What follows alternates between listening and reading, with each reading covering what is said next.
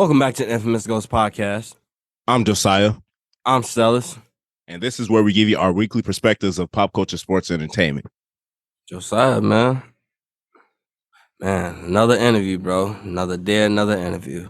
Another exciting interview. Like, one we connect with well, one we actually get to pick his brain now. And honestly, I know he's a real intelligent dude, especially in certain aspects and different avenues in the film and video industry. So I'm excited to have him on.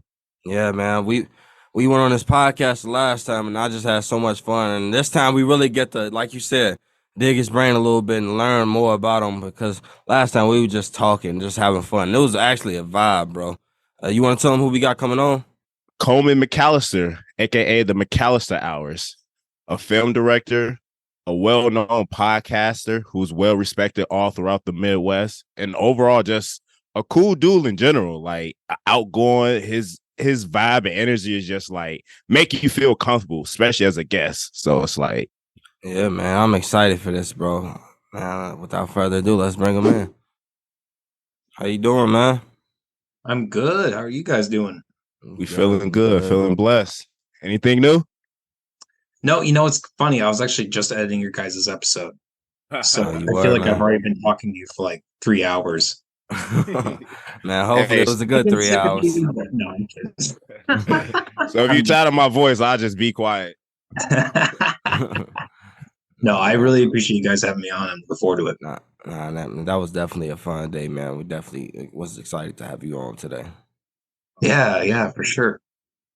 Hell yeah. So yeah, when we came on your podcast, you really big on movies, just like us. Like the conversations we had was like immaculate. And I want to take it back to like your young adolescent days. So do you think you were like a kid when you got into movies or film production? Hell yeah. And I think we talked about this on my podcast, but I grew up in a really like strict Catholic household. So I think like a lot of people in our generation, they grew up, or maybe my generation, they grew up listening or watching like, like the Naruto and like that kind of stuff. And like my parents banished all that. So like one of the first like films I really watched as a kid was Rear Window by Alfred Hitchcock. And I feel like that movie just captivated me in a way where I don't know, I just realized like, yeah, there's something about this quality of film that I love. So yeah, and my grandfather, he was like I don't know if you guys have ever heard of the American Film Institute, but it's like they have like this list of like the top 100 movies, and he was like an avid collector of like DVDs, and he like had like a printout list, and he would like mark down like every movie that was on there. And obviously I'm a kid, so I can't watch some of the titles, but like I remember trying to watch as many of those as I could. I think just that experience kind of just led me to my love for film and where I'm at today. So do you feel like that gave you purpose in life, or just pure happiness? Just happy. I don't really know if it gave me a purpose. It definitely gave me a lot of just like I with the film, I think you experience a lot of emotions, and a great film, you experience a wide array of them. And I think just, being that connected into a piece of media, I think that just kind of connected the dots in a way. And so, yeah, I think it's just an enjoyment more than anything. I don't really know if it gives me a sense of purpose. I don't really know if anything gives me a sense of purpose. I'm kind of just here. So, but.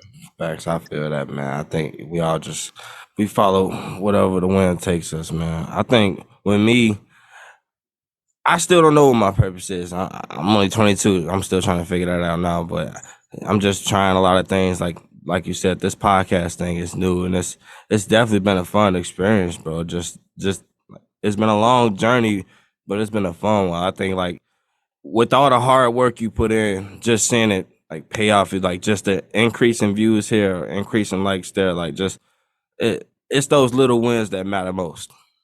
It gives you that. Yeah. I'm sorry, I didn't mean to cut you off. No. Go ahead. I wasn't really.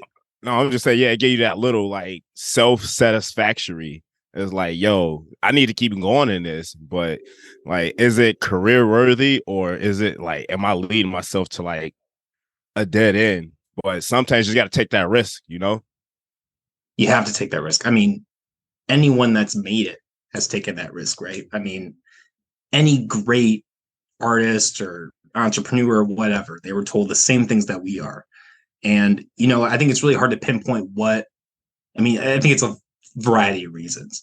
I don't think you can really pinpoint to one thing as to why they're successful or not. But yeah, I mean, for my podcast, the reason why I keep going is I think there just isn't really a lot of people in the state doing, the kind of things we're doing, interviewing people and, like, I guess like for me, the goal of my podcast is to interview people who are in the area, interview people who are, involved, whether in music, politically, in film or whatever.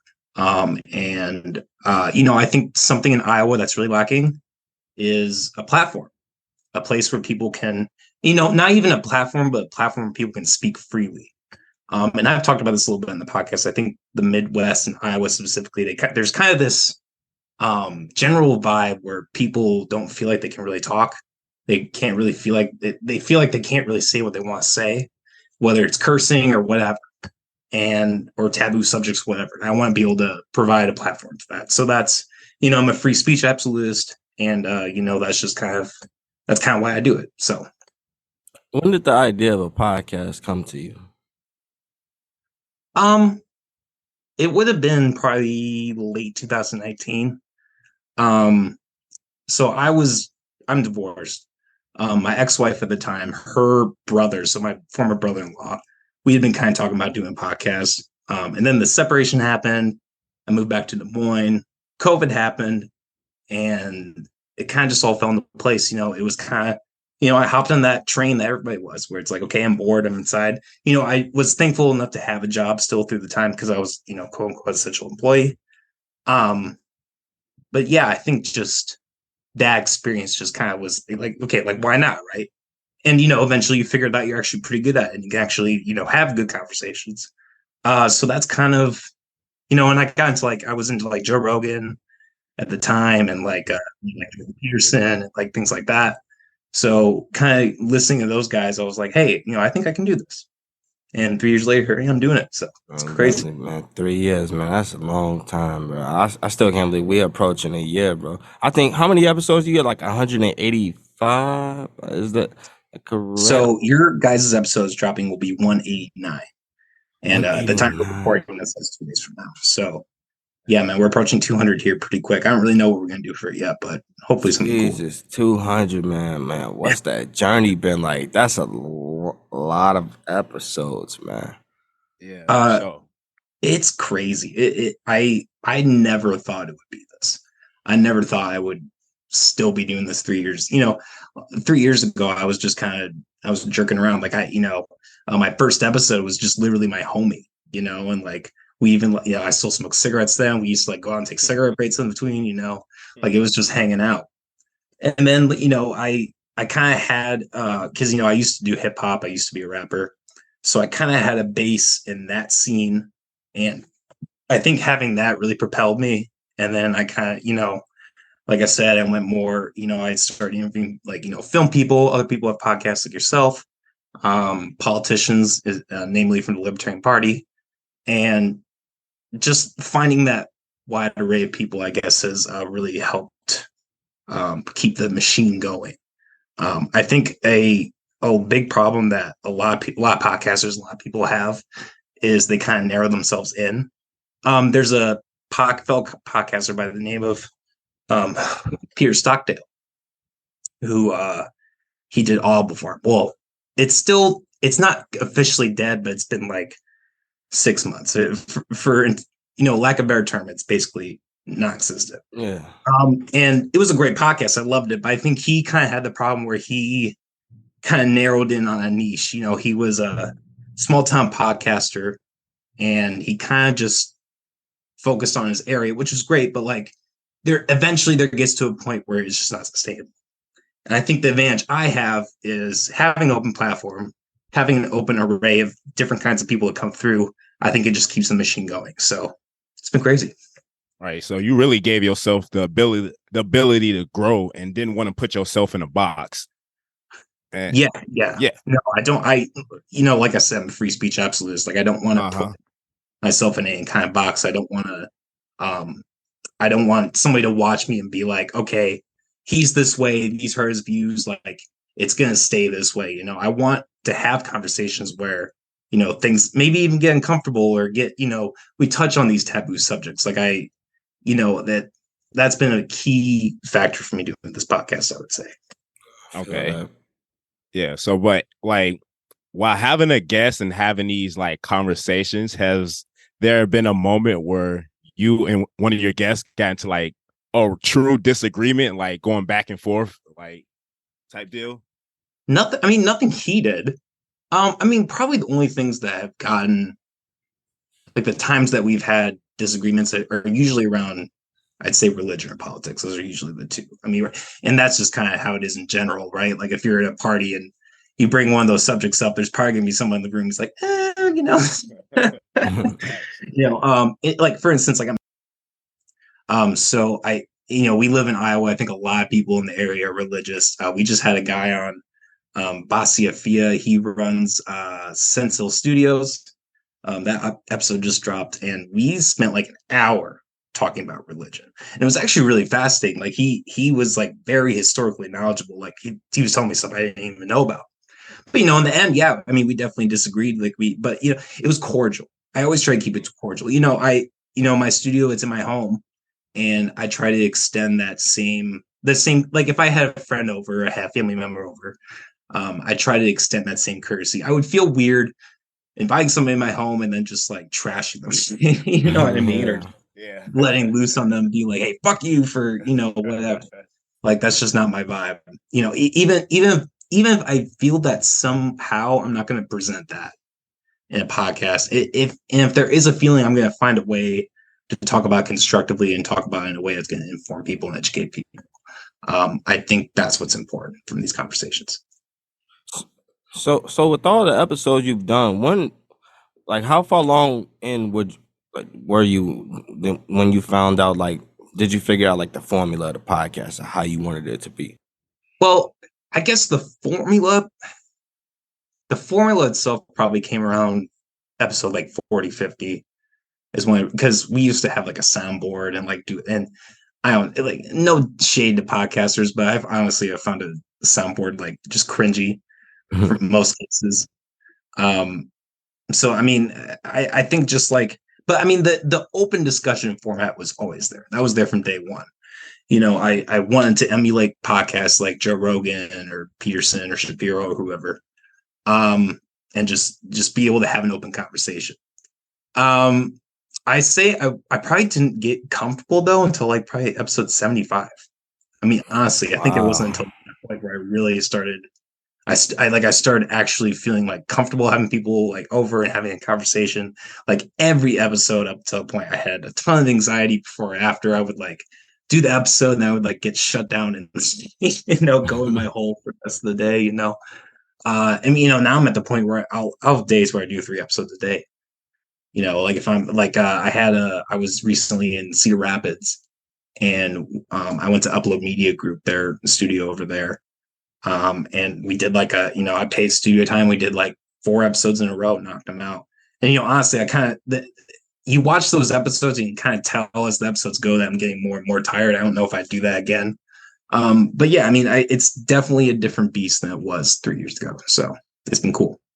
I want to ask you, because you also do film and make your own independent films. What's that process been like? Because that's just another thing you got in the bag, man. I know that's a lot of work.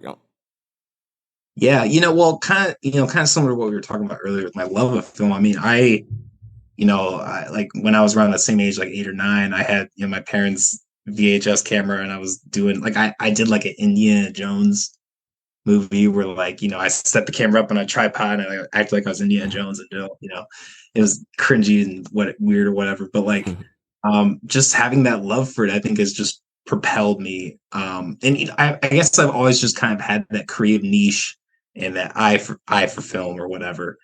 And I, as an adult, I went to college. I got my associates in video production, And I found out through there that I'm actually pretty good at directing. There were a lot of class projects that I actually like took the reins as director and like actually, was like, hey, you need to do this and that and this and that. And especially for someone like me who's really anxious, it was really surprising like how easily that came out.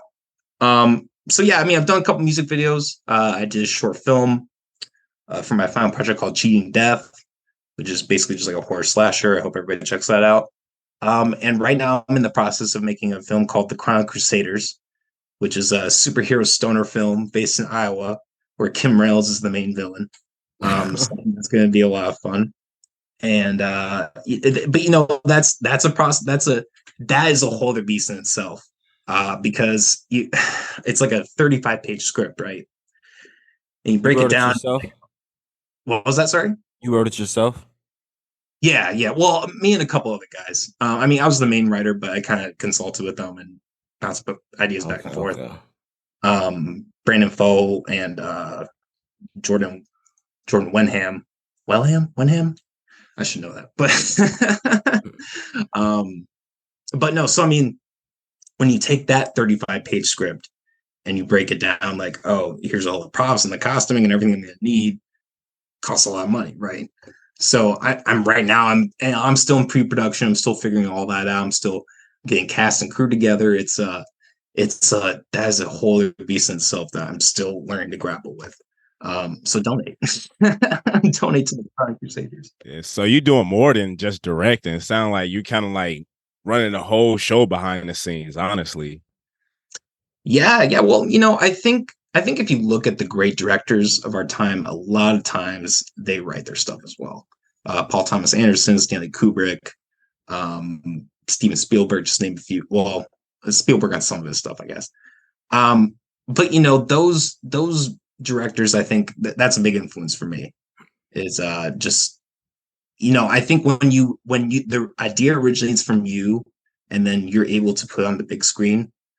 I guess it's a lot of times I think that's like the superior type of film in my mind.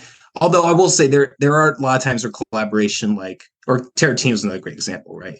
But there are a lot of times where collaboration does work better. I don't know. It just depends on the film. It depends on the vibe. There's a whole lot of factors in that. But yeah, I mean that's just kind of how it's always been. Like I was around that same age, 8 or 9. I used to write a lot too. I used to write a lot. It's funny. I used to write a lot of like scary stories. My mom, she would always read these stories, like, you're a really great writer, but you should just write something nice. And like I never could. Like my brain was always just like fucked up. Like I just want to write about these fucked up things.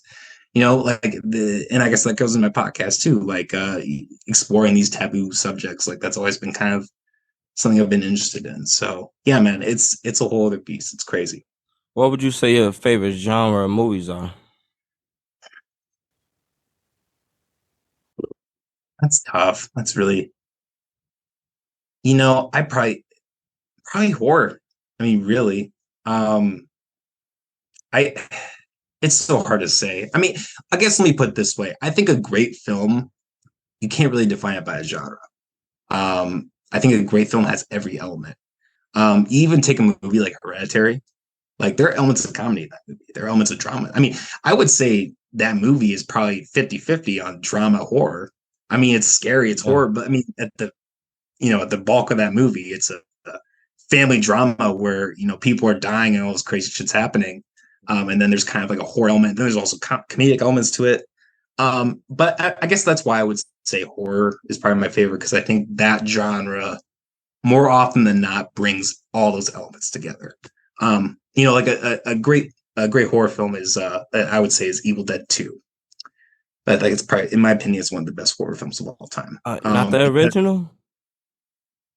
No, but here's why. Because the part 2 has the perfect balance between horror and comedy. Like there's an entire like satirical element to comedy that like it's entertaining, it's great, and like that's just something that's really important to me. So yeah, I would say 2 is superior to 1 by far. But are you caught up on like any TV shows, anything? What are your favorite TV shows right now? I just finished the 3rd season of The Wire. Celis, I know we were talking. I don't know how far you're at. I haven't been watching it since, man. I haven't been watching really any TV lately. Ooh, damn. Yeah. The end of the third season is fucking crazy. I was watching the second last episode every day, and my jaw dropped at the end of it. So yeah, right now I'm in The Wire. Yeah, The Wire. I just finished The Sopranos a little bit ago, or like probably like Man, I love The 9 months ago for Sopranos. the first time. That's, in my opinion, is the greatest show of all time. It's Yeah. just a piece of art. Every episode from beginning to end is just perfect. Yeah, for sure. I remember my mom had Um, like the little DVD thing of like all 4 seasons of it. no, I just I have Max, so Oh I'm yeah, just watching yeah. it. That's what I watched it on too. Yeah, yeah.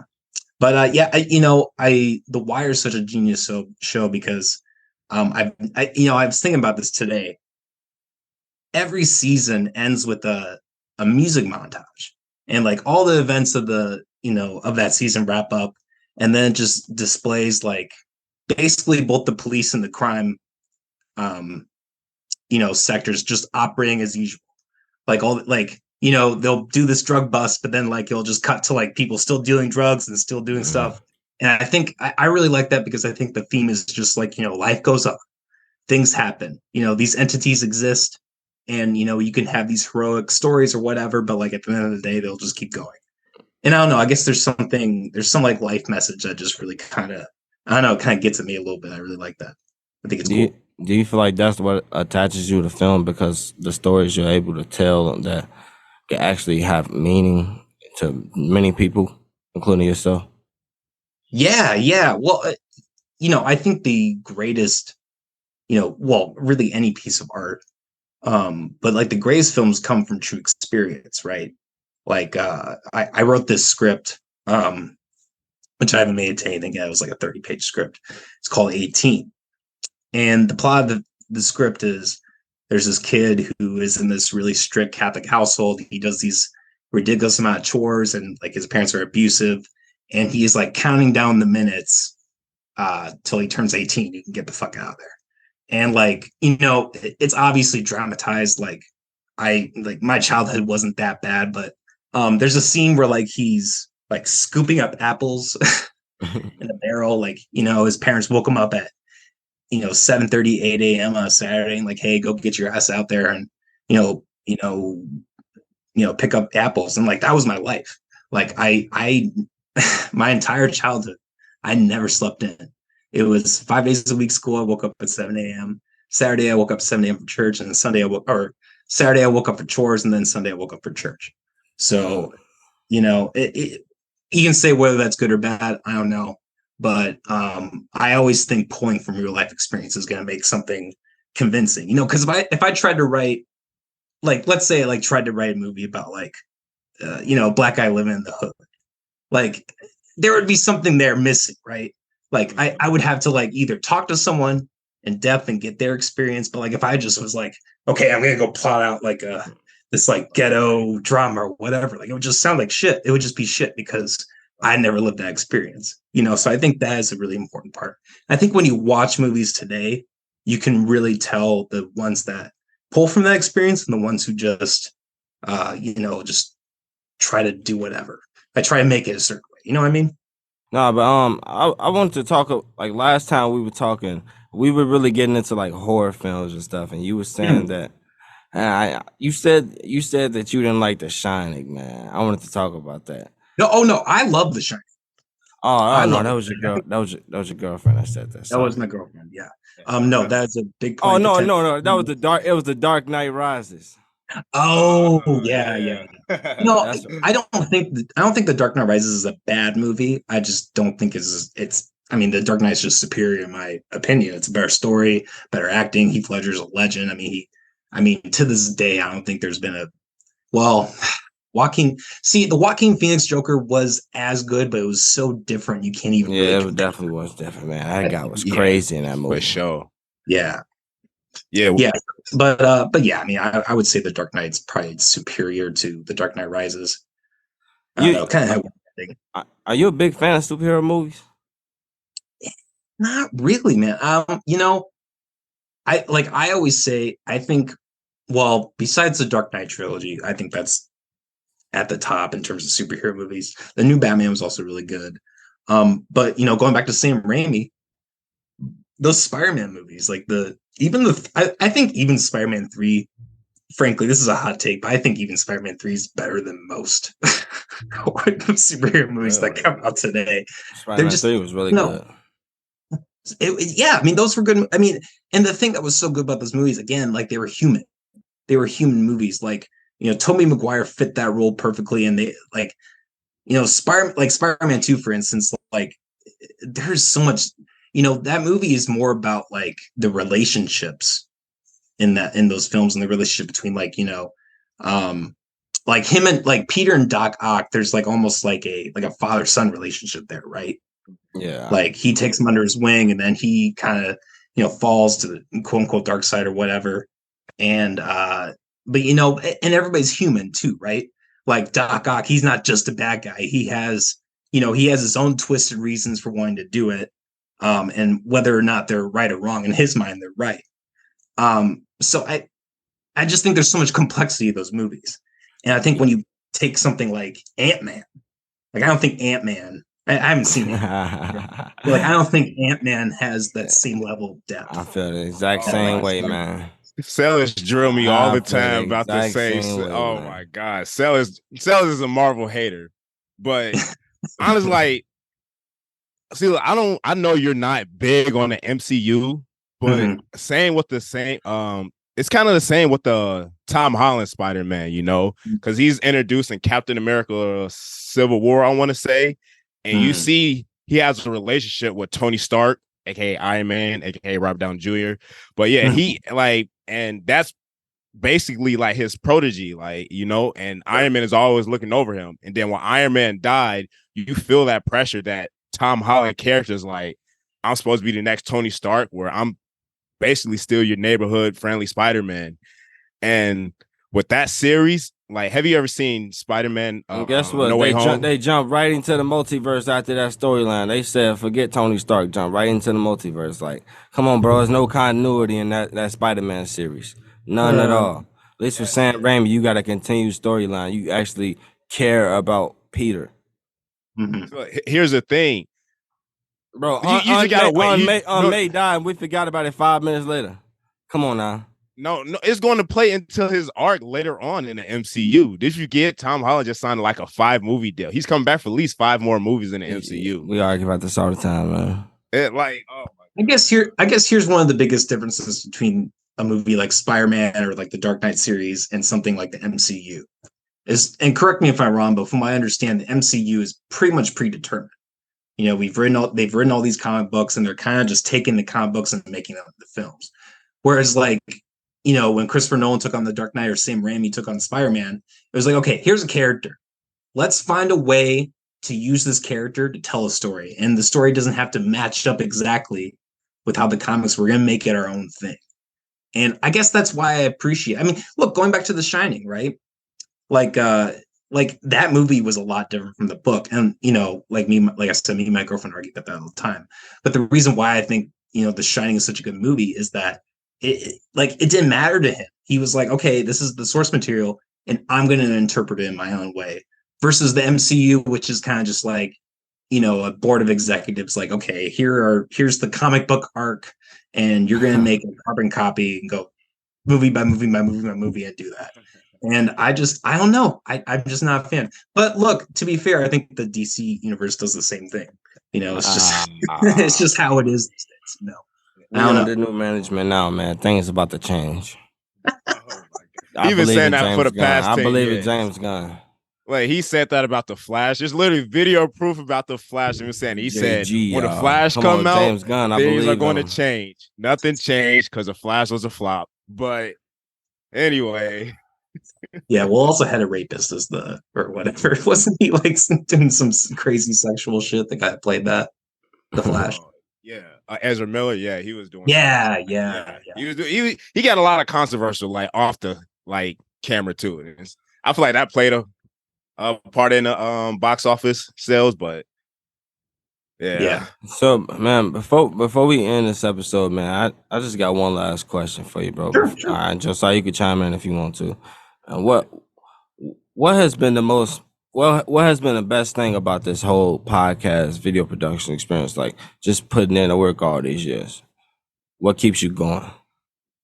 I mean, I guess I gotta kind of take it to, what I said before. It's the free speech.